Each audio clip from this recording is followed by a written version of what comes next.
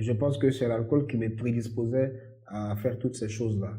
Alors c'est vrai que bon, j'avais des aventures, mais pas toutes les aventures le même jour. C'était peut-être une page où il y avait une fréquence un peu, je veux dire, un peu espacée et chaque 2 jours. Mais ce jour-là, je bloque un compteur, je fais trois conquêtes le même jour. On a commencé à me confier des responsabilités à l'église, en l'occurrence dans le groupe musical. Désormais, on m'a dit, c'est toi qui gères l'adoration. Je dis, waouh! Ouais. Bingo! Ça, c'était le gros. Tu as fait asseoir les doyas. C'est là qu'on me donne l'adoration. Et à l'époque, à l'église, c'était 30 minutes, adoration et louange. La louange avait 25 minutes ou 20 minutes, comme ça, et l'adoration avait 10 minutes. Donc, quand j'arrive, je dis, mais c'est pas possible. C'est pas possible. Parce que il y a une différence de forme et de fond entre l'adoration et la louange. On adore Dieu pour ce qu'il est et on loue Dieu pour ce qu'il fait. Ok. Tu vois? Ça, c'est bien et dit. en tant qu'enfant de Dieu, on adore Dieu pour ce qu'il est parce que c'est lui que nous avons choisi comme notre maître, comme notre Dieu. Donc on a toujours un motif d'adorer Dieu. Tu comprends? Mais à l'église, j'ai remarqué, hein, et je vais vous envoyer à faire le constat avec moi, les gens sont beaucoup plus enclins à louer, c'est-à-dire à danser, qu'à adorer. Parce que pour adorer, il faut connaître ce que tu adores, en fait. Si tu adores Dieu pour ce qu'il est, il faut connaître qui il est, en fait. Donc voici pourquoi Jésus peut dire à la femme samaritaine que vos parents adoraient sur la montagne, mais le vrai adorateur, c'est celui qui adore en esprit et en vérité. En esprit, selon la révélation de Dieu, en vérité, selon la parole de Dieu. Donc, beaucoup de personnes ne comprennent vraiment pas comment ça se passe au niveau de l'église, mais c'est la réalité qui était là. Il y avait 25 minutes de louange, 5 minutes d'adoration. Moi, quand j'arrive, je fais quelque chose qui je veux dire, qui sort des sentiers battus. Je chante, quand je fais mon adoration, au bout de 5 minutes, quand je veux couper, on me dit non, pourquoi tu as coupé? Je fais 10 minutes, on dit non, pourquoi? Tu viens interrompre la présence de Dieu. Ouais, mais il y a une sorte de nuée dans l'assemblée. Je fais 15-20 minutes, donc j'ai renversé la tendance. C'était plutôt maintenant 25 minutes d'adoration, ou 30 minutes souvent même 45 minutes d'adoration, et puis 10 minutes de louange. On dit merci après. Oui, pour dire merci à Dieu pour ce qu'il a fait pour nous. De toutes les manières, quand tu rentres dans la maison de Dieu, on rentre toujours avec une action de grâce, avec une reconnaissance. Bien sûr. Voilà. Et donc, voici comment est-ce que j'ai essayé de renverser la tendance au niveau de l'église. Et puis, on a commencé à me confier des responsabilités. Et petit à petit, avant d'adorer le Seigneur, il faut toujours dire une parole, tu vois, qui va capter l'attention des gens, une parole qui va faire que l'esprit des gens sera concentré, bien sûr, par rapport à l'adoration. Et le pasteur me regardait, il m'observait, il a vu que j'avais aussi donc le don de la prédication et il a commencé à me confier des espaces pour la direction à l'église et souvent pour la prédication au niveau des jeunes. Et petit à petit, voilà comment je me suis formé. Ok. Alors moi, je voulais savoir une chose. La plupart des chrétiens se distinguent par une chose, par une caractéristique. C'est qu'en général, aussi passionné qu'une personne pourrait être pour le Seigneur, on dit qu'avant tout, c'est le témoignage. Si je te posais la question aujourd'hui, quel est le témoignage du Shiloh? Qu'est-ce que tu me répondrais? Quand on raconte Christ, il faut qu'il y ait un changement. Parce qu'au final, on se rend compte que, ok, tu es né dans une famille chrétienne, tu as évolué dans le Christ, et puis tu arrives à l'église. Donc finalement, est-ce que tout a été simple? Voilà. Quel est ton témoignage? Tout n'a pas été simple parce que le Seigneur a fait beaucoup de choses dans ma vie. On va prendre le cas de ma santé. J'avais une santé très fragile avant. Je ne mangeais pas tout.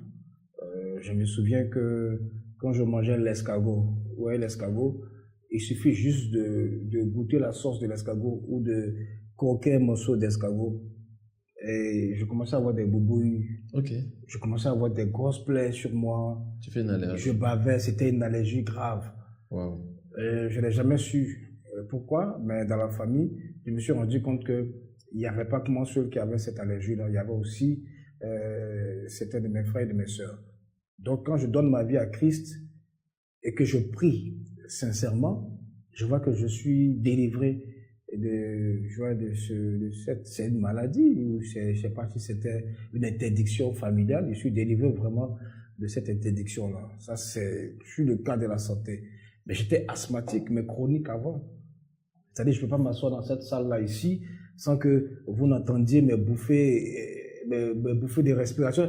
Toujours, j'étais vraiment asthmatique. Comme on dit, tu cherches l'oxygène. Je cherchais l'oxygène. Je me promenais toujours avec la bombe aérosol. J'étais gravement asthmatique. Je me souviens qu'un jour, j'étais dans le bus avec ma mère. Ma mère travaillait à Koumassi. Nous, on habitait à Yopougon. Et ce jour-là, elle a voulu m'envoyer en consultation parce que j'avais piqué la crise d'asthme. Et dans le bus, on est parti. Ils ont fait la consultation. Au retour, je tenais pas. Je suis tombé dans les pommes dans le bus. On a dû me soulever, me faire sortir parce que le bus était chargé aussi, il faut le dire. Donc quand je sors, je prends un peu une bouffée d'oxygène et puis ça commence à aller. J'étais vraiment, je piquais des crises incessamment chaque semaine. Mais quand j'ai donné ma vie à Christ, il m'a délivré complètement de l'asthme. Il m'a délivré de cette maladie respiratoire-là, au point que je me suis mis dans un sport de sprint. J'ai été sprinter à Boaké, je courais pour les 100 mètres, 200 mètres et tout, et tenez-vous bien. J'étais le meilleur coureur de la vallée du Bandama quand j'étais au lycée classique. Ah bon? Voilà, un asthmatique. Un gars asthmatique. Voilà. Wow. Ça, c'est ce que Christ a fait dans ma vie. Sur le point de la santé, comme je dis, j'avais une santé très fragile.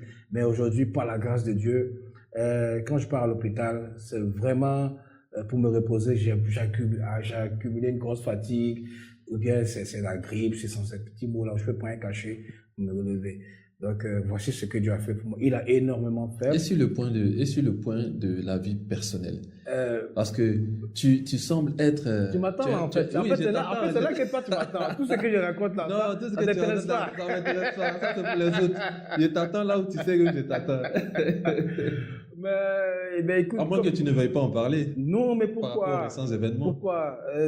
Écoute, comme tout jeune normal, hein, tout jeune normal, à un moment donné, on a envie de s'exposer au plaisir de la chair, on a envie de découvrir les sensations, hein, on a envie de ressentir, tu vois, beaucoup de choses.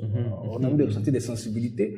Et donc, la puberté aidant, on s'expose au plaisir de la vie. Hein, et comme tout jeune, j'ai connu un moment, je dis, très noir en ce qui concerne donc la sexualité juvénile, où on enchaînait des relations avec plusieurs filles, plusieurs partenaires, et tout par la grâce de Dieu, on n'est pas arrivé à ce qu'on appelle, comment on appelle ça, les partouzes. Moi, j'ai jamais connu ça. Okay. Les partouzes, c'est vrai qu'on avait multiplié les partenaires sexuels dans le temps. Voilà, mais après... Mais à quel moment tu décides que cette vie-là n'est pas pour toi? Alors, je décide... Qu'est-ce qui se passe? Est-ce qu'il y a un déclencheur? Voilà, quand je commence à être à fond dans l'office de chantre, et qu'on me confie des responsabilités, et je me rends compte que Dieu utilise ma voix et le talent qu'il a mis en moi pour guérir des personnes pendant que je chante, parce que pendant que je chantais, il y avait effectivement des personnes qui criaient, il y avait une sorte d'exorcisme qui se passait, il y avait des personnes qui avaient une orientation dans la tête, il y avait des personnes qui pleuraient, en tout cas il y avait un mouvement de l'esprit. Et quand je me rends compte que Dieu m'utilisait pour ça, et qu'en retour j'avais une face hideuse de la personnalité qui était devant, donc ces chrétiens, ces fidèles à chanter chaque dimanche, et à côté de ça, je pratiquais quelque chose qui me mettait à mal, et je prends conscience un matin, et j'en sors, et je vous raconte une histoire. Un jour, j'ai bloqué le compteur de l'impudicité. J'ai bloqué le compteur de l'impudicité. Ouais, j'ai bloqué le compteur de l'impudicité parce que je me suis retrouvé un jour, le même jour-là, à sortir 3 filles. Dans la même journée? Oui, dans la même journée. À sortir 3 filles. C'est-à-dire, il y avait une pour le matin, et quand elle est partie, quand c'est comme ça, quand elle est là, le matin, en 10h, 11h, tu veux voir, quand ça finit, tu veux qu'elle parte parce que faut que tu bosses après, tu vois. Et tu commences à t'énerver, tu t'es patiente, et puis bon, elle dit, bon, je m'en vais, mais tu me chasses, faut partir. Parce que toi, tu sais que... Ouais, parce que oui, tu as déjà calé ton truc au téléphone. Okay. À midi, il y a une autre qui se ramène, et elle est là, et voilà. Après, machin, et tout ça. Tu es pressé qu'elle parte aussi. Et le soir, il y a une pour dormir, en fait. Ah, celle qui va passer la nuit. Le soir, ouais, il y a une qui passe la nuit. Donc, D'accord. très tôt le matin, il faut qu'elle Il faut parte. qu'elle parte. Parce Mais que tout ça, une autre peut éventuellement. voilà, tout ça, c'est précédé euh, par une consommation d'alcool. Parce D'accord. que, oui, Parce c'est-à-dire, qu'il faut, ouais, comment dire, il faut un excitant, il faut un calme, énergisant. voilà, j'étais calme, j'étais timide, il faut un excitant. Et je pense que c'est l'alcool qui me prédisposait à faire toutes ces choses-là. Alors, c'est vrai que, bon, j'avais des aventures, mais pas toutes les aventures le même jour. C'était peut-être une page où il y avait une fréquence un peu, je veux dire, un peu espacée, et chaque 2 jours. Mais ce jour-là, je bloque un compteur, je fais Mais, trois mais, conquêtes le même mais jour. moi, je me dis, ça répondait à quoi? Il y avait un challenge avec des amis? C'était un challenge personnel ou Aucun tu te challenge. dis, j'ai jamais fait ça. Aucun challenge, j'étais Tu possédé. voulais faire quoi? Non, aucun challenge, j'étais possédé par un esprit de séduction. J'étais possédé, je Donc, pense. est-ce qu'on J'étais pas pourrait, est-ce qu'on maître. pourrait dire que tu es victime? Tu es une victime. Parce que certains vont même jusqu'à dire qu'ils sont victimes, on va dire, de leur charme ou ils sont victimes de leur attirance. Parce que toi, le même jour, on a l'impression que tu pouvais le faire, donc tu l'as fait.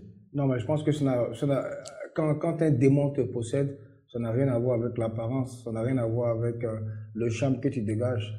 Ça a tout à voir avec l'esprit qui travaille en toi.